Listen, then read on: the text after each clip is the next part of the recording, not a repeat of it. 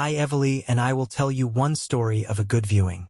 As dusk bled into night, the city of Marrowton lay in a state of morbid decay. The once vibrant streets, bustling with life and hope, had been transformed into corridors of despair and dread. A dense, oppressive fog clung to every crumbling building, and the silence was intermittently shattered by the distant, gut-wrenching moans of the undead. In these abandoned avenues, every shadow promised a nightmare, and every whisper of wind carried the ghostly echoes of lives long extinguished. Miles, a gaunt and wary survivor, moved silently through the desolation. His eyes, haunted by memories of a world that once teemed with light, now reflected only the grim determination to survive. Every step he took was measured and cautious, for in this new reality, the boundary between life and death was as fragile as the torn fabric of his ragged clothes. In the deepest recesses of his mind, he still remembered the moment the world had shifted, a time when panic and disbelief had given way to a horror too immense to name. It began with murmurs, subtle, untraceable hints that something was horribly amiss. In the early days, there had been whispers of a mysterious illness, an affliction that left its victims feverish, delirious, and trembling on the brink of madness. Then came the transformation. Ordinary citizens turned into grotesque parodies of humanity. Their eyes, once full of expression, became empty voids, while their limbs contorted into unnatural shapes. It was as if a malevolent force had seeped into the very soul of the city, twisting flesh and bone into instruments of ceaseless torment. The infected roamed the streets with a singular, insatiable hunger, their low moans harmonizing with the crumbling ruins that surrounded them. As Miles traversed a deserted boulevard lined with shattered windows and rusted street lamps, he recalled the early chaos that had overtaken Marrowton. A neighbor, once jovial and kind, had transformed into a shambling monster, attacking with a brutal, feral savagery.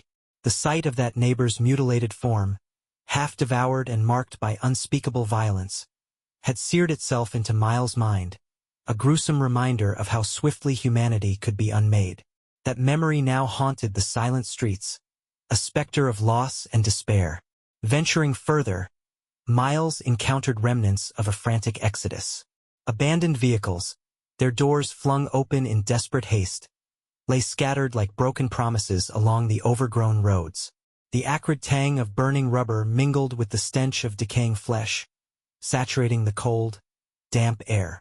Somewhere in the distance, a siren wailed, a mournful sound that cried for help, only to be swallowed by the oppressive silence. Marrowton had become a mausoleum, and every step within its borders was a descent deeper into its haunted heart. It was then that the true horror began to unfold. In the skeletal remains of an old hospital, evidence of desperate experiments and unspeakable atrocities revealed themselves in chilling detail. Flickering fluorescent lights barely illuminated blood-smeared corridors and shattered medical equipment strewn across the floor. The overpowering stench of formaldehyde and decay suggested that even the very walls had absorbed the agony of countless tormented souls. Miles hesitated at the threshold, instinct warning him that some secrets were best left buried. Yet, driven by a desperate need to understand the origins of this nightmare, he stepped into the building, each creak of the floorboards echoing like a death knell in the vast emptiness. Inside, the atmosphere was thick with suffering and regret. In a narrow, dim corridor, he discovered frantic scrawls on torn pieces of paper, cryptic notes written in a trembling hand. The messages spoke of a botched experiment, of a virus engineered to cure an ancient malady that had instead unleashed a plague of unholy reanimation. The documents hinted at a shadowy organization that had dared meddle with forces beyond mortal understanding, their ambition birthing a horror that defied all reason. These revelations sent a shiver down his spine as he began piecing together a narrative of unspeakable terror. As Miles ventured deeper into the hospital's labyrinthine corridors, an unsettling sensation took hold, a feeling that unseen eyes were watching from the abyss. The silence was intermittently shattered by the soft, wet sound of something dragging along the floor. Rounding a corner, he was confronted by a sight so ghastly it defied description. A half-decomposed figure, its flesh in advanced decay, yet its eyes shone with a disturbing, uncanny intelligence. The creature staggered toward him in jerky, unnatural spasms, and with every labored step, a horrifying realization dawned. These abominations were not merely mindless beasts. There lurked within them a sinister purpose, a malevolence that sought to ensnare any who dared to resist. In that moment of sheer terror, Miles' mind raced. Memories of lost loved ones, the gentle laughter of family, and the comfort of familiar embraces were drowned out by the relentless drum of dread.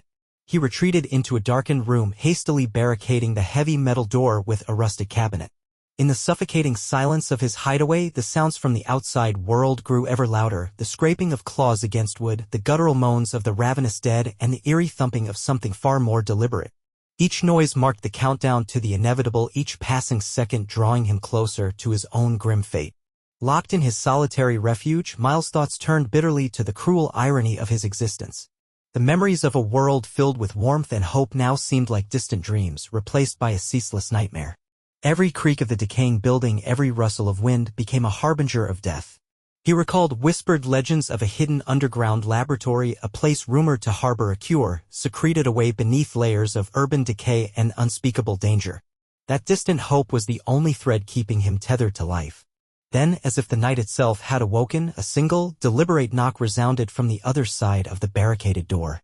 It was a sound both inviting and terrifying, a summons from the very heart of the apocalypse. The knock reverberated through Miles' trembling body, a harbinger of horrors yet to come. As he sat frozen in the darkness, his breath shallow and his thoughts racing with dread, he realized that this was only the beginning. The apocalypse was not a mindless plague, it was a symphony of nightmares, a slow, deliberate overture of despair and death. In the oppressive silence that followed, every minute stretched into an eternity. The walls of his grim sanctuary seemed to pulse with the weight of 1,000 lost souls, whispering secrets of agony and defeat. Outside, the relentless knocks grew in both intensity and urgency, synchronizing with the frantic beating of his heart. With each pulse, the darkness outside appeared to close in, a living entity intent on claiming every shred of hope. The sound was not random, it was a deliberate summons, as if an ancient force was beckoning him to confront the unspeakable horrors waiting just beyond the door. Then, amidst the choking tension, a new, unanticipated sound emerged, a low, guttural chant rising from somewhere deep in the night.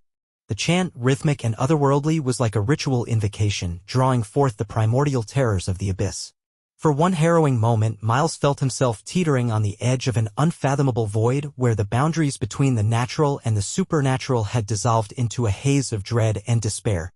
The knock came again, steady and deliberate, as if urging him to face the nightmare head-on. In that frozen moment, as the spectral chant mingled with the pounding of his heart, Miles knew with a sickening certainty that there was no escape. The door shuddered under the force of another resounding knock, and the faint sound of dragging footsteps from the other side promised that whatever lay beyond was not of this world. The darkness was alive with horror, and it was coming for him, one slow, deliberate step at a time. The oppressive knocks and eldritch chants faded into a tumultuous roar as the barricaded door finally yielded to the relentless force from beyond. Miles, heart pounding with a cocktail of terror and grim determination, slowly eased the door open. In that harrowing moment, the narrow gap revealed a glimpse of a scene more nightmarish than any he had witnessed before, a vast, unearthly chamber beyond the ruined hospital, its darkened expanse alive with unspeakable horrors. Beyond the threshold, a dismal corridor stretched into darkness, its walls lined with grotesque symbols and smeared with the remnants of blood. Flickering, unreliable light from distant fires cast macabre silhouettes that danced in the gloom. As Miles stepped cautiously forward, the stench of decay and the bitter tang of burnt flesh mixed with an almost acrid aroma of something far more sinister, an odor that reeked of ancient rituals and forbidden experiments.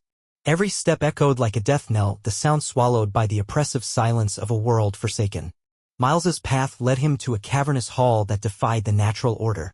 In the center of this forsaken space, a monstrous contraption of rusted metal and pulsating organic tissue sat atop a dais. The machine's churning gears and writhing tendrils exuded an eerie, low-frequency hum that resonated with the very marrow of his bones. Surrounding it was a pit where twisted figures writhed in agony, a grotesque amalgamation of human and beast.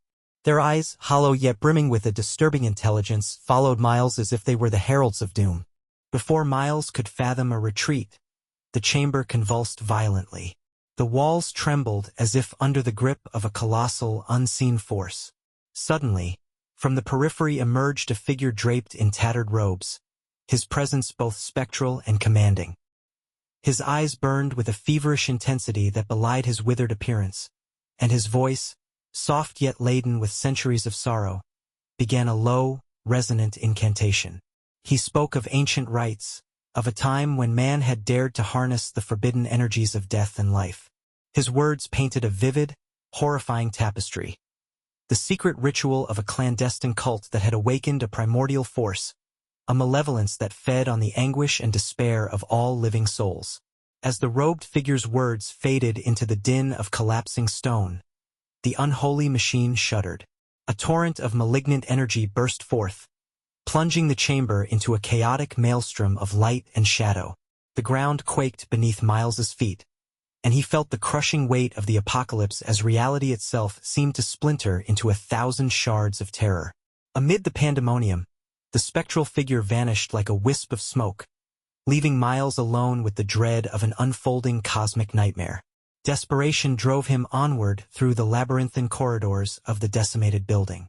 Every passage, every dilapidated doorway, concealed unspeakable remnants of human folly. In a forgotten wing of the hospital, Miles discovered evidence of ghastly experiments. A macabre gallery of contorted corpses, their bodies twisted beyond recognition, their expressions frozen in eternal agony. The walls bore desperate scrawls in smeared ink, cryptic messages warning of a horror unleashed by man's reckless ambition. These revelations churned a deep, gnawing dread within him, as if the very air around him vibrated with the sorrow of lost humanity. Pushed by the dual forces of terror and a desperate need for answers, Miles followed a narrow, crumbling stairwell into a subterranean network of tunnels. Down here, the oppressive dark was punctuated only by the sporadic flicker of failing electric lights and the distant, echoing wails of the damned. In one such tunnel, he stumbled upon a hidden chamber, a grim mausoleum adorned with symbols of a forgotten language and murals depicting apocalyptic visions. The chamber exuded a palpable aura of despair, as if it were a repository of all the world's unutterable sorrows. At the center of this underground crypt lay an ancient manuscript, its brittle pages stained with the dark ink of despair. With trembling hands, Miles unrolled the fragile document. The script detailed a prophecy of an eternal night, a time when the boundaries between the living and the dead would collapse, and the world would be cast into an endless abyss of torment. Each word pulsed with an almost malevolent life of its own, echoing the malignant force that had heralded this apocalypse. The manuscript hinted at a final ritual, a desperate attempt to seal away the awakened horror, yet it also foretold a fate more terrible than death, a destiny to become part of the ceaseless, nightmarish procession of the undead. No sooner had Miles absorbed the grim lore than the ground above him trembled violently. The tremors grew into a cataclysmic roar as the decimated city above succumbed to an unyielding collapse. Dust and debris rained down, and the once familiar urban landscape transformed into a crumbling wasteland. From the fissures in the earth emerged colossal shapes, ancient titans whose monstrous forms defied logic. These behemoths, embodiments of an eldritch power, strode through the ruins with a deliberate, inexorable march. Their presence, like a dark omen, signaled that the apocalypse was no mere contagion but a cosmic reckoning. In the midst of this terror, Miles's pulse pounded in his ears as he realized that every horror he had faced was merely a prelude to a far greater calamity. The relentless swarm of the undead, the blood-soaked relics of twisted experiments, and the titanic forces emerging from the abyss were all strands in a single, inescapable web of despair. With each heartbeat, he understood that the true enemy was not a mindless horde but the ancient, unyielding force that had been unleashed, a force that defied human comprehension and reveled in the obliteration of hope. Clutching the manuscript as both a guide and a curse, Miles raced through the collapsing corridors, determined to reach the fabled refuge rumored to harbor a cure. Every moment was a battle against the encroaching darkness, every step a defiance of the inevitable. The clamor of distant destruction mingled with the agonized cries of the undead, a relentless symphony of decay that underscored the futility of resistance. Yet, amid the carnage, a spark of defiance remained in Miles's heart. It was a fragile hope, a belief that somewhere in the ruins lay a key to reversing the nightmare. As the ancient titans drew nearer, their colossal silhouettes blotting out the feeble light of a dying world, Miles paused on a shattered threshold. The manuscript's cryptic words echoed in his mind, urging him to confront the darkness head-on. The weight of the apocalypse pressed upon him with the force of a tidal wave, yet within that crushing despair lay the last ember of humanity's resilience. With a final, defiant breath, Miles stepped forward into the chasm of destiny, a lone figure waging a desperate battle against an uncaring, ancient void. In that final moment, as the heavens darkened and the unyielding march of monstrous titans reverberated through the ruins, Miles embraced the horrifying truth. There could be no salvation in a world forsaken by hope, only the endless, chilling cadence of death and despair. And so, amid the crumbling echoes of a civilization undone, the night swallowed him whole, a solitary soul consumed by the inexorable, all-devouring abyss of the apocalypse. Thank you very much and see you all in the next video.